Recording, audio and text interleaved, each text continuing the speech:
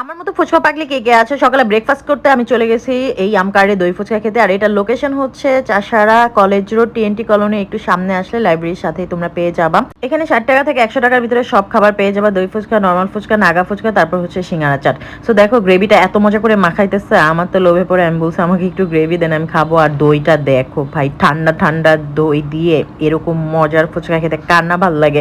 আর দইটা অনেক হেলদি, এই জন্য আমি সকালে আসলে একদম খালি পেটেই চলে গেছি। তোমরা আমার ফেস দেখেই বুঝে গেছো যে আমি একদম ব্রেকফাস্ট করতে চলে গেছি ফুচকা দিয়ে। ভাই আমি এত পরিমাণ ফুচকা লাভার যে আমি ব্রেকফাস্টও করতে পারি।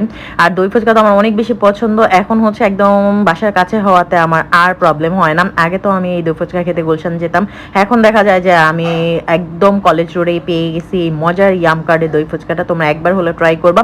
আর এখানে 2 ধরনের হচ্ছে তারা স্পুন দিয়ে থাকে, তোমাদের যেটা ভালো লাগবে ওইটাই নিতে পারো।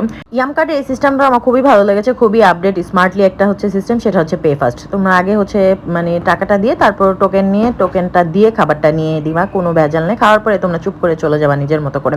আসলে একটা রেস্টুরেন্ট দিলে সবাই চেষ্টা করে যে আরো আপডেট করার, আগের থেকে এবার যেয়ে দেখি টেস্ট আরো বেড়ে গেছে। আর ওদের হচ্ছে নর্মাল ফুচকা নাগা ফুচকার সাথে যে মিষ্টি টকটা দেয় না, এবার যেয়ে খেয়ে তোমরা পাগল হয়ে যাবা, আমি তোমাদেরকে একদম কথা দিলাম।